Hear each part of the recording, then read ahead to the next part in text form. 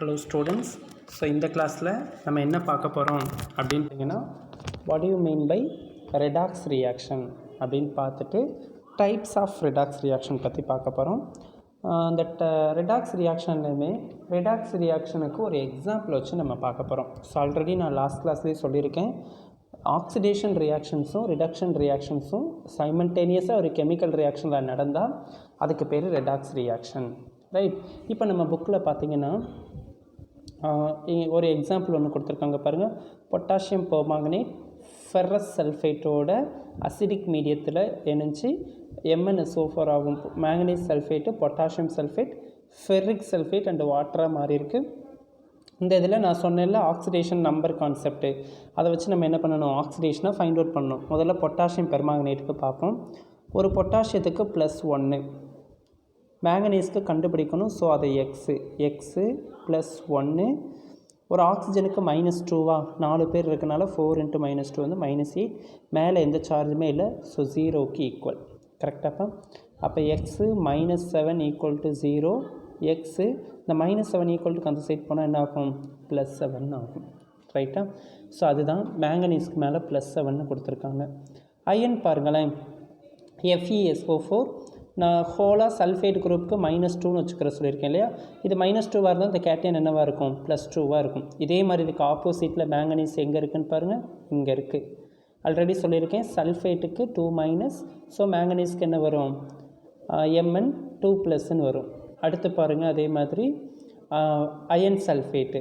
Iron சல்ஃபேட்டில் பார்த்தீங்கன்னா ferric சல்ஃபேட்டில் SO4 -2, ஆனால் 3 இருக்குது, அப்போ -6. அப்போ அயன் என்னவாக இருக்கணும், +6ஆக இருக்கணும். பட் இங்கே 2 அயன் இருக்காங்க, அதனால் டிவைட் பண்ணால் என்னென்னு வரும், +3. இதுதான் இருக்குது. இந்த ஈக்குவேஷனில் மேங்கனீஸ் என்ன இருக்குது அப்படின்னு பார்த்தீங்கன்னா, Mn +7லேருந்து Mn +2வாக ரெடியூஸ்ட் ஆகிருக்கு. அயன் Fe2+ Fe3+ கன்வெர்ட் ஆகிருக்கு. பாருங்கள், ஆக்சிடேஷன் நம்பர் +7 to +2 டிக்ரீஸ்ட் ஆகிருக்கு. So it is called reduction. +2 to +3 increased ஆகிருக்கு. So it is said to be oxidation. இந்த மாதிரி ஒரு கெமிக்கல் ரியாக்ஷனில் இருக்கக்கூடிய ஸ்பேசஸ் ரிடக்ஷனையும் ஆக்சிடேஷனையும் அண்டர்கோ பண்ணுனா அதுக்கு பேர் ரெடாக்ஸ் ரியாக்ஷன்ஸ் அப்படின்னு பேர். இப்போது இந்த ஈக்குவேஷனை எப்படி பேலன்ஸ் பண்ணுறது அப்படின்றத நம்ம அடுத்த நெக்ஸ்ட் டாப்பிக்கில் என்ன பண்ண போகிறோம், பார்க்க போகிறோம், ரைட்? இப்போ ஆக்சிடேஷன் ரிடக்ஷனாக என்னென்னு தெரிஞ்சு போச்சுலாம். அப்புறம் இந்த ஈக்குவேஷனில் ஏன் மேங்கனீஸ்க்கு பார்க்கணும், அயனுக்கு தான் ஆக்சிடேஷன் நம்பர் பார்க்கணுமா அப்படின்னா, எஸ், ஆமாம். மற்ற எலமெண்ட்லாம் பார்த்தீங்கன்னா சிம்பிளஸ்ட் எலமெண்ட்டாக தான் இருக்குது. ஹைட்ரஜன், சல்ஃபர் இதெல்லாம் பாருங்கள், இங்கே 2, 3 இருக்குது. அப்போ யார் வந்து சிங்கிள் ஸ்டேட்டில் ஒருத்தராக இருக்காங்களோ அவங்களுக்கு தான் போத் சைட்ஸ் பார்க்கணும். இங்கே மேங்கனீஸ் பார்த்தா இங்கேயும் மேங்கனீஸ், இங்கே அயன் பார்த்தா அங்கேயும் அயன், ரைட்? ஸோ இதுதான் ரெடாக்ஸ் ரியாக்ஷன். நெக்ஸ்ட்டு இந்த டைப்ஸ் ஆஃப் ரெடாக்ஸ் ரியாக்ஷனில் நம்ம என்ன பண்ணுவோம்னா ஒரு 2 டைப்ஸை பற்றி பார்ப்போம், ரைட்? 2 or 3 டைப்ஸ் பற்றி பார்க்கலாம். There are 5 types. One is combination redox reaction, decomposition redox reaction, displacement reaction. Displacementல 2 types, metal displacement and non-metal displacement. Then fourth, disproportionation reaction, அதுக்கு another name வந்து auto reaction. Then fifth பார்த்தீங்கன்னா competitive electron transfer reaction. இந்த மாதிரி ஒரு 5 types இருக்குது. நம்ம இதில் ஒரு டைப்ஸாக பற்றி பார்க்க போகிறோம், ரைட்? ஃபஸ்ட் வந்து காம்பினேஷன். காம்பினேஷன் அப்படின்னாலே என்ன அர்த்தம், கம்பைன் ஆகிறது, சேர்றது இல்லையா? அப்போ 2-3 ரியாக்டண்ட் வந்து ஒன்றோடு ஒன்று சேர்ந்து ஒரு சிங்கிள் ப்ராடக்டை வந்து தரும். ஸோ அதுதான் எக்ஸாம்பிள், கார்பனும் ஆக்சிஜனும் சேர்ந்து கார்பன் டை ஆக்சைடை தந்திருக்கு. கார்பன் எலமெண்ட் வந்து ஃப்ரீ ஸ்டேட்டில் இருக்குது, oxidation state 0. Oxygen element free ஸ்டேட்டில் இருக்குது, ஆக்சிடேஷன் ஸ்டேட் 0. இங்கே இந்த கார்பனுக்கு பாருங்களேன் ஆக்சிடேஷன் ஸ்டேட்டை. முதல் ஆக்சிஜனுக்கு பாருங்கள், ஒரு ஆக்சிஜனுக்கு -2, 2 பேர் இருக்கனால அது -4, அப்போ இது +4ஆக இருக்கும். ஆக்சிஜன் பாருங்கள் -4 இருக்குது, பட் 2 ஆக்சிஜன் டிவைட் பண்ணும்போது ஒரு ஆக்சிஜனுக்கு உண்டான சார்ஜ் வந்து -2ன்னு கிடைக்கும். அப்போ 0லேருந்து ஆக்சிஜன் -2வாக டிக்ரீஸ்ட் ஆகிருக்கு. So oxygen gets reduced. Carbon 0 oxidation state to +4 oxidation ஸ்டேட்டாக இன்க்ரீஸ்ட் ஆகிருக்கு. ஸோ இட் கெட்ஸ் ஆக்சிடைஸ்ட் அப்படின்னு சொல்கிறோம். புரியுதா? Redox reaction in which 2 or more substances combine together to form a single product is known as combination reaction. புரியுதா? So இது first reaction. Next reaction, decomposition reaction. It is just opposite to combination reaction, right? அங்கே என்ன நினச்சி 2 or more reactant ஒன்றும் சேர்ந்து product form ஆனிச்சு.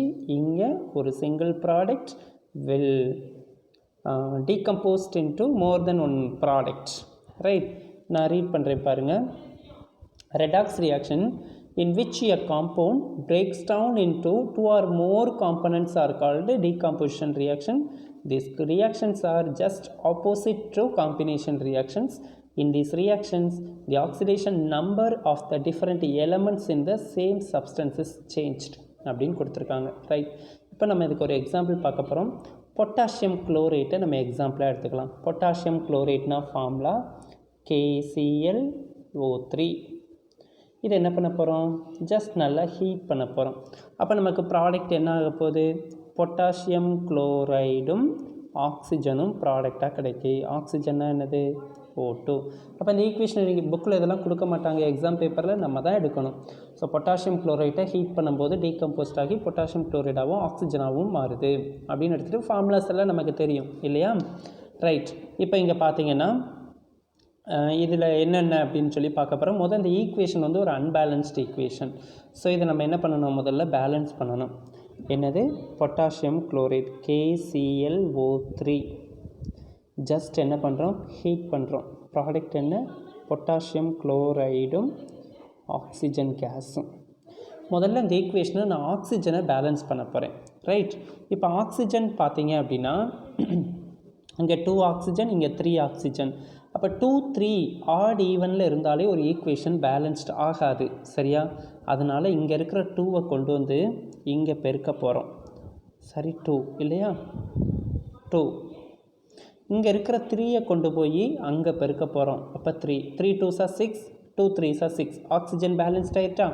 Potassium பாருங்கள், 2 potassium இருக்குது. So 2 KCl. இவ்வளோ தான் அந்த ஈக்குவேஷன் பேலன்ஸ் பண்ணுற மெத்தட். Very simple.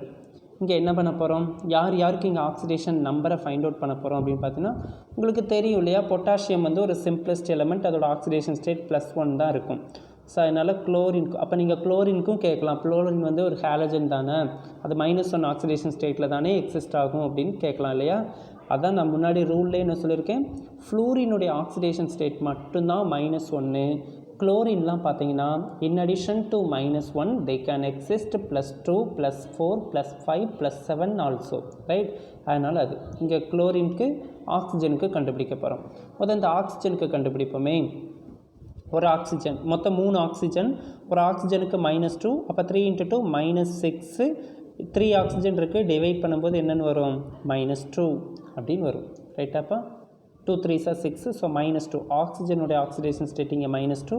இங்கே பாருங்களேன், ஃப்ரீ ஸ்டேட்டில் இருக்குது இல்லையா? அப்போ 0 ப்ளஸ் -2லேருந்து 0வா ஆக்சிடேஷன் ஸ்டேட் இன்க்ரீஸ்ட் ஆகிருக்கு, அது ஆக்சிடேஷன். அடுத்து இங்கே பாருங்கள், இந்த குளோரினுக்கு இந்த ஆக்சிஜன் -6, அப்போ அந்த குளோரின் வந்து ப்ளஸ் என்னவா இருக்கும்?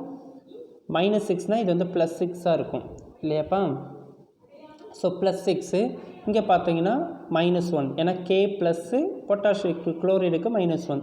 இப்போ -6லேருந்து -1 டிக்ரீஸ்ட் ஆகிருக்கனால இந்த ரியாக்ஷனுக்கு பேர் ரிடக்ஷன், ரைட்டா? சரி, இந்த இதில் பொட்டாசியத்தோட குளோரைடோட ஆக்சிடேஷன் ஸ்டேட் -6ன்னு சொல்லிட்டேன். I am very sorry. இப்போ பொட்டாசியம் குளோரைடு பாருங்களேன், KClO3, இந்த ஆக்சிஜன் வந்து -6, பொட்டாசியத்தை நான் விட்டுட்டேன், சரியா? அது +1. இப்போ -6 +1னா -5 இல்லையா? அப்போ இது டோட்டலாக நெகட்டிவ் சார்ஜ் -5ஆக இருந்தால் பாசிட்டிவ் என்ன இருக்கும்? +5ஆக இருக்கும். ஸோ குளோரைடோட ஆக்சிடேஷன் ஸ்டேட் இங்கே +5, +5லேருந்து -1 டிக்ரீஸ்ட் ஆகிருக்கனால இதுக்கு பேர்